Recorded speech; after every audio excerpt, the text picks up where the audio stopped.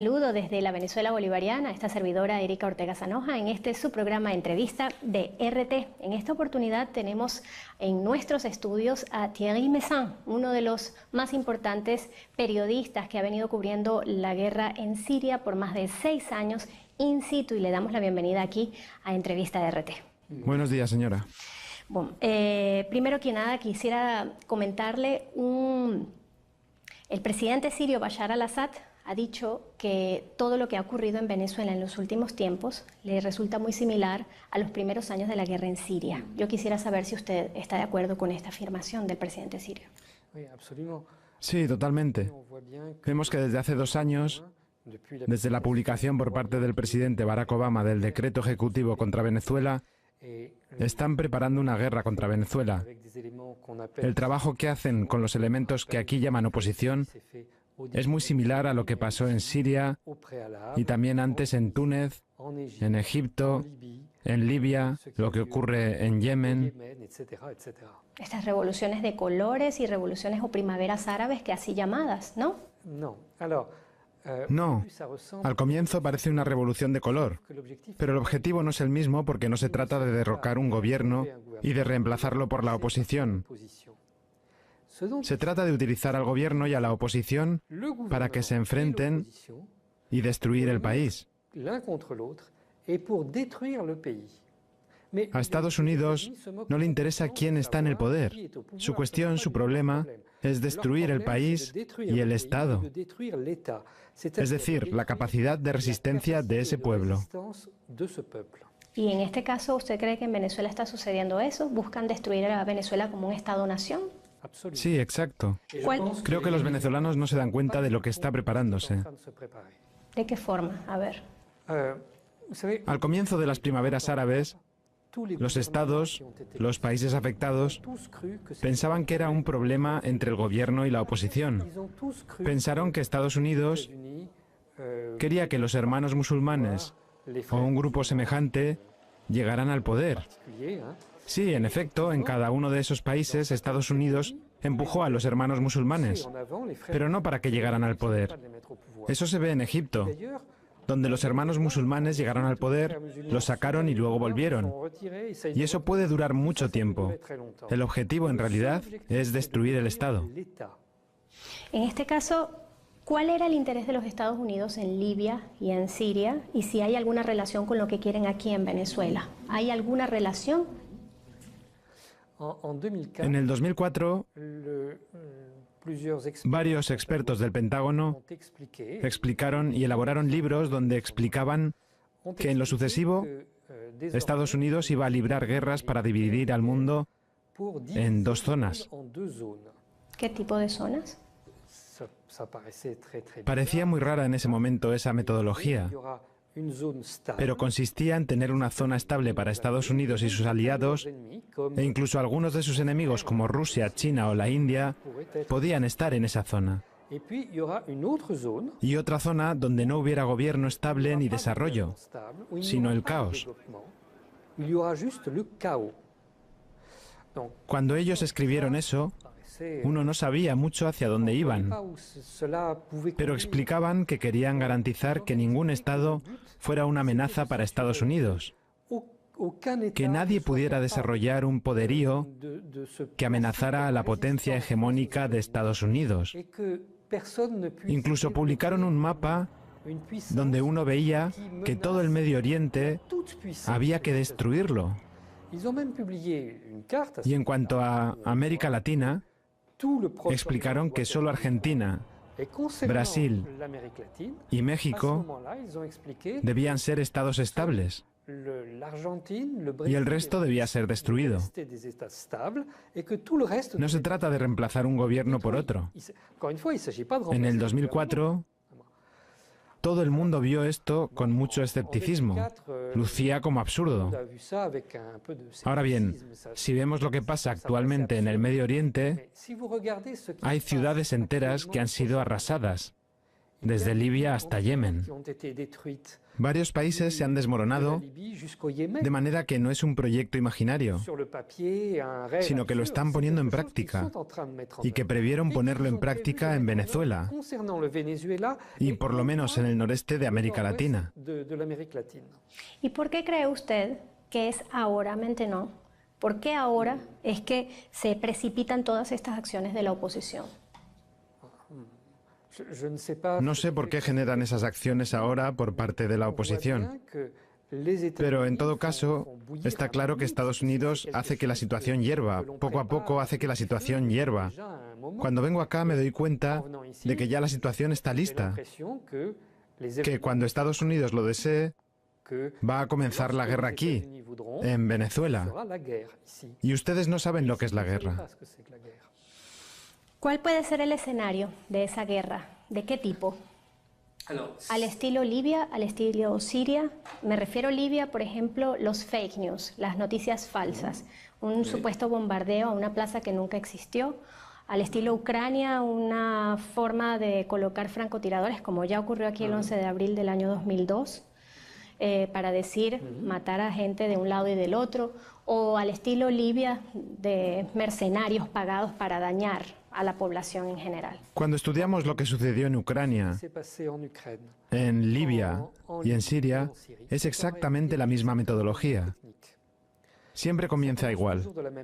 Se acusa al gobierno de cometer crímenes horribles.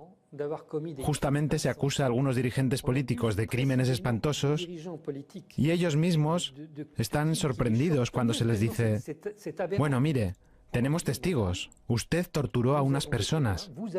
Se quedan anonadados, porque es tan horrible que no lo pueden creer.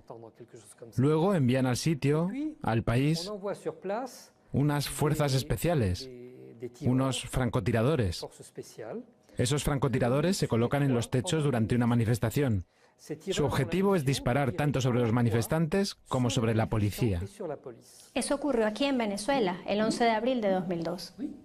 Sí. En Libia, cuando salí de Libia durante la caída del Estado, el desmoronamiento de ese Estado, la Organización Internacional para las Migraciones me sacó en un pequeño barco.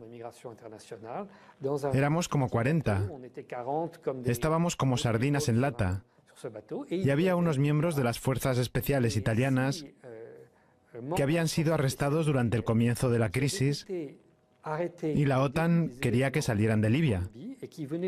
Yo salí con esa gente. En el barco ellos relataron, se lo relataron a alguien y yo lo escuché, porque era un sitio muy pequeño y se oía todo. Pues bien, dijeron que habían sido enviados a la primera manifestación en la que se dijo que Muammar al-Gaddafi había disparado contra su pueblo. Fueron ellos los francotiradores que habían disparado contra la multitud y contra la policía. Eso crea una confusión enorme. Cada campo está convencido de que fue el otro el que le disparó. Y eso es el comienzo de un enfrentamiento interno. Aquí le llaman guerra de perros. Sí, exacto. La expresión de guerra de perros se utilizó por primera vez por el Pentágono durante la guerra en Yugoslavia.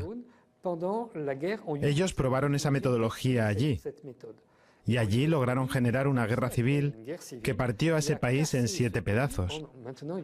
Una vez que hacen esto, comienzan a acusar al gobierno de ser responsable de esos muertos y lo hacen ante la Comisión de Derechos Humanos en Ginebra. Ese consejo rápidamente se transforma en un tribunal de acusación. Milagrosamente consigue unos testigos que vienen a dar su testimonio, pero son falsos testigos. Eso es muy fácil de conseguir, falsos testigos. Esos testigos entonces cuentan su relato, eso se avala, y luego esta información se envía al Consejo de Seguridad, que está horrorizado con esa información y autoriza el uso de la fuerza contra ese terrible gobierno que acaba de matar a su población. Simultáneamente, se envía al país unas fuerzas especiales que atacan símbolos del Estado. Por ejemplo, en Siria, por ejemplo, atacaron estatuas del presidente Hafez al-Assad, que es el padre de la Siria moderna. Aquí me imagino que van a atacar las estatuas de Hugo Chávez y destruyen la bandera, la queman, elementos que no tienen valor militar. Es una guerra simbólica. Es una guerra simbólica, en efecto. Entonces se utilizan los medios internacionales para explicar que es el comienzo de una revolución. Basta tener 2 o 3 grupos. En Siria había 2 grupos que iban de una ciudad a otra todos los días y todos los días decían, mira, hay una pelea en tal parte, hay una guerra en tal parte. Y en realidad eran unas 20 personas las que generaban ese desorden. Luego, usted les paga a algunas personas para que hagan una pequeña manifestación aquí y allá. En el mundo árabe, como el grupo que se utilizaba eran los hermanos musulmanes, las manifestaciones siempre ocurrían el viernes por la tarde, a la salida de la oración de los viernes. Por las mismas condiciones del mundo árabe, ¿cierto? Musulmán. Sí. Nos dicen que son laicos, pero curiosamente todo sucede a la salida de la oración del viernes. Aquí no sé cómo lo van a hacer, qué grupo van a usar para generar el desorden. Siempre hay alguien dispuesto a jugar ese papel. Será el mismo grupo que van a utilizar en Venezuela y en otros países que van a atacar al mismo tiempo. Bolivia, Ecuador, otros países en los que van a hacer eso al mismo tiempo. Si sabemos la estructura y si sabemos cuál es el método, ¿por qué sigue ocurriendo? Al comienzo nadie conocía esta metodología. Todos los gobiernos se prepararon para una guerra con Estados Unidos, pero pensaban que sería una guerra convencional, como ocurrió al comienzo en Irak. Era una guerra con bombardeos, una invasión militar, pero no hubo una invasión militar en estos casos.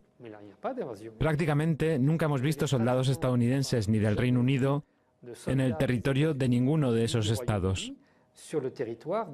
Pero están por todas partes, aunque usted no los vea. Es un ejército distinto. Ellos se quedan en el exterior del país, en la frontera. Desde el exterior organizan grupos armados. Les dan entrenamiento, armas y entran para generar el caos en el país. Pero no van ellos mismos, es una guerra de 0 muertos. Ellos no pierden a nadie. Pero en el país eso genera un desastre. Rápidamente, estos grupos se desarrollan porque mandan a mucha gente. En Siria, desde hace 6 años, hay puentes aéreos organizados para traer nueva gente que se renueva. Y siempre son mercenarios. Todos los meses envían gente, y eso sigue ahora. Hasta tal punto que uno se pregunta de dónde viene tanta gente. ¿De dónde vienen? Del mundo entero, principalmente de los estados árabes, pero también de todas partes, de Europa, de Estados Unidos, del mundo musulmán asiático, de todas partes. ¿Y quién les paga definitivamente? ¿Quién podría pagar semejante ejército mercenario? Estos ejércitos de mercenarios no son enviados para ganar. No. Estos ejércitos están allí para destruir. Desde el punto de vista del gobierno, uno piensa que se defienden bien, que llega a desplazar a esos grupos, pero después se da cuenta de que esa gente se burla, que se mueven de un sitio a otro, porque el objetivo es destruir el país, no ganar batallas. En el mes de noviembre se van a estar generando aquí en nuestra región unos ejercicios militares en la triple frontera Perú, Colombia, Brasil, con la participación de Estados Unidos. Debemos los venezolanos, entendiendo que se van a realizar a 700 kilómetros de nuestra frontera, estar sospechando, ser capciosos de todo esto. Para llevar a cabo operaciones militares como estas, Estados Unidos necesita rodear el país que van a atacar, o al menos tener una base militar en la frontera del país. En Libia utilizaron Egipto.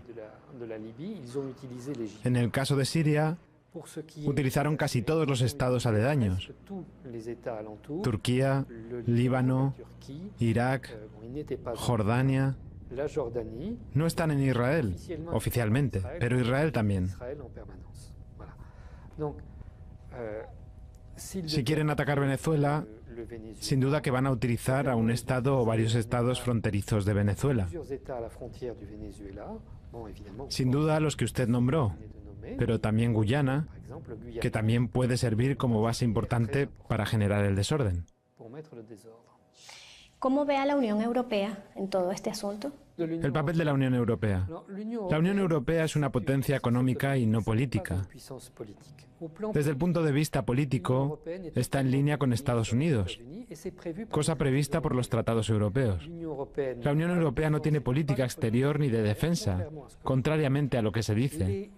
Los tratados europeos establecen que su defensa está garantizada por la OTAN.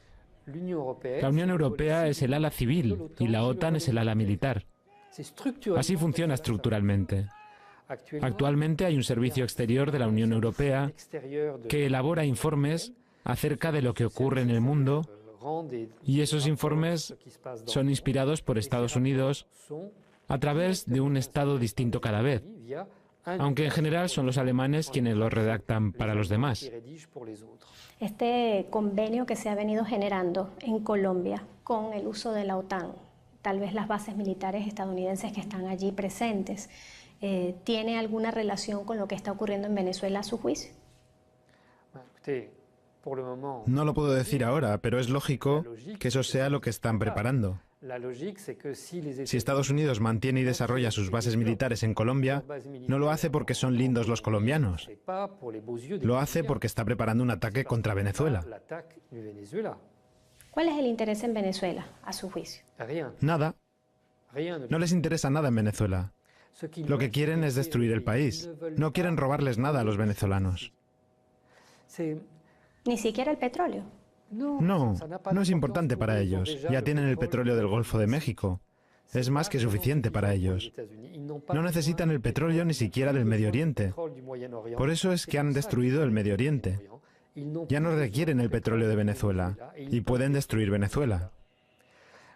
Cuando los españoles vinieron, llegaron a las playas de América Latina. Ninguno de ellos pensaba que iba a robar el oro latinoamericano. Ni siquiera sabían que había. Pensaban que estaban en la India. Fue por eso que hablaban de los indios. Ellos lo que sabían era que querían dominar la región. Querían venir para ser los amos.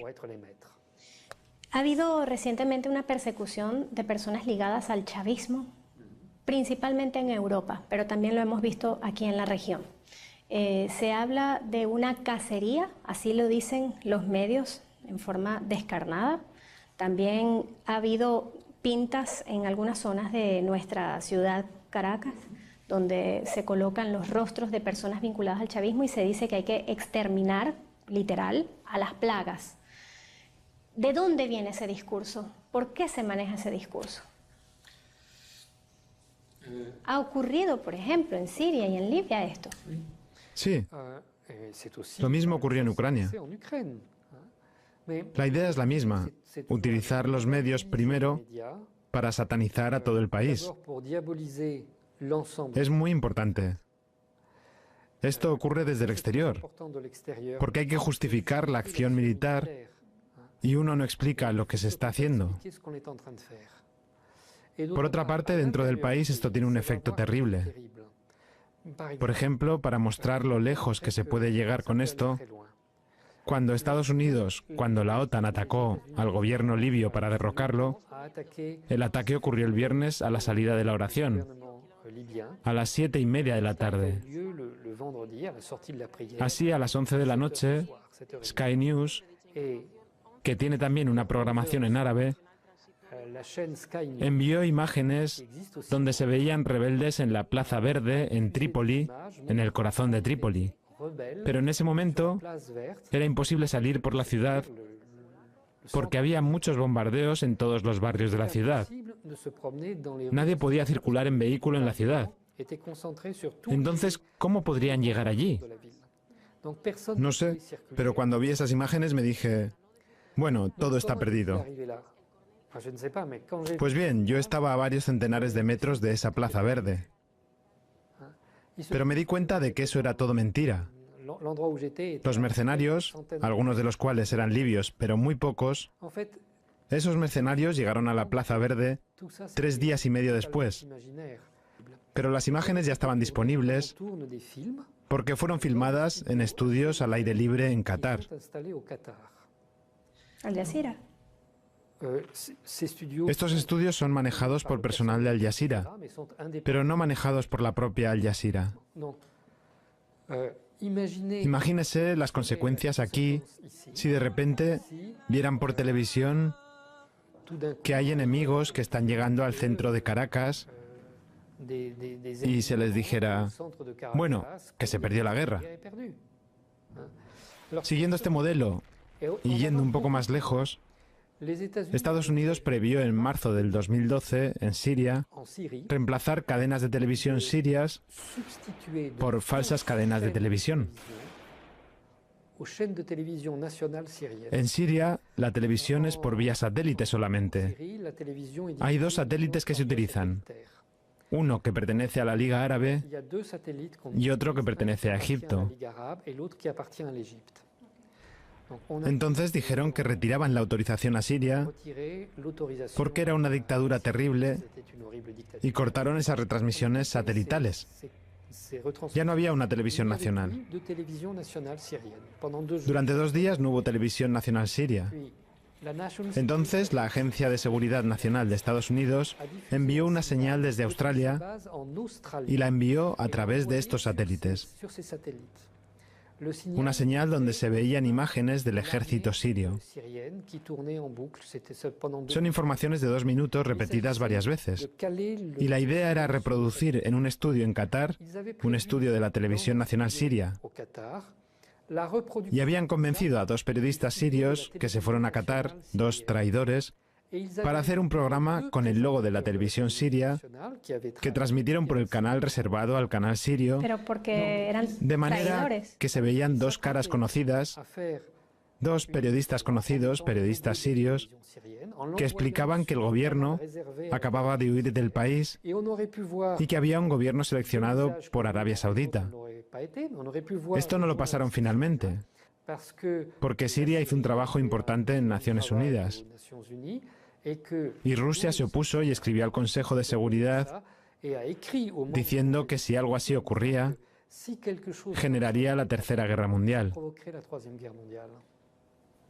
Entiendo. Un mensaje a la oposición venezolana que confía en aquella dirigencia que va a los Estados Unidos a solicitar intervención en Venezuela. Rápidamente, porque ya nos quedan 2 minutos. Todas estas oposiciones están cometiendo un error. Los movimientos opositores, ya sea aquí en Venezuela como en el mundo árabe, serán todos destruidos, tal y como habrán permitido la destrucción de los gobiernos a los que se oponen. Porque Estados Unidos se burla de ellos más que de los gobiernos. Ellos no representan a mucha gente tampoco. Aquí en Venezuela se habla de grandes manifestaciones contra el gobierno, pero nadie las ha visto tan grandes en realidad. Se habla de ellas, pero eso es todo. En Siria organicé el primer viaje de la prensa internacional al comienzo de la guerra. Acabábamos de salir de Homs y los periodistas recibieron un mensaje diciéndoles que había una manifestación de 500.000 personas en Homs contra el gobierno. Habíamos recorrido 20 kilómetros y algunos se volvieron para ver esa manifestación de 500.000 personas. Dieron vueltas por el centro de la ciudad y no vieron nada, ni siquiera una pequeña manifestación. No había nadie. Se inventa lo que se quiere. Los representantes de esta oposición, que no existe, pueden vivir en París, en Estambul, aquí, no sé, puede que estén en Nueva York, por ejemplo. Pueden vivir en hoteles y decir, nosotros representamos al pueblo venezolano, pero no representan a mucha gente. Al final de esto, Estados Unidos va a deshacerse de ellos sin ningún problema. Como la guerra dura mucho en Siria, vemos que es la tercera oposición que fabrican. Las otras 2 oposiciones desaparecieron, no hay forma de encontrarlas. En Libia, donde el gobierno cayó y la oposición se hizo con el poder, la guerra sigue. Y actualmente sigue contra esta oposición que está en el poder. No hay solución para ella. Lo cierto es que el objetivo no es asumir el poder, sino destruir el país, y eso es algo muy distinto. Y para el pueblo, digamos, el que cree en la revolución bolivariana y a los pueblos del mundo que también la defienden, ¿qué les dice? Digo que siempre se puede resistir. Que la diferencia entre el poder de Estados Unidos, del Reino Unido y sus aliados de un lado, y el poder de Venezuela del otro lado, esta diferencia hará que ustedes nunca puedan ganar contra esta gente. Pero ustedes pueden resistir y pueden quitarles las ganas de atacarlos a ustedes. ¿De qué manera? En el pasado, antes de atacar al Medio Oriente, en los años 50 a 60, Estados Unidos atacaba el sudeste asiático, Corea y Vietnam. Y perdieron en Corea, perdieron en Vietnam, a pesar de que eran países muy pequeños. Vietnam se quedó muy marcado por lo que pasó. Pero Corea del Norte hoy es un gran país, aunque todo el mundo diga que es una secta terrible. De todos modos, el país se ha reconstruido. Su pueblo puede quitar al enemigo el deseo de atacarlo. Puede que Estados Unidos busque otros modos de hacerlo, pero ustedes pueden salvar su país. Gracias, Thierry Meyssan, por esta entrevista aquí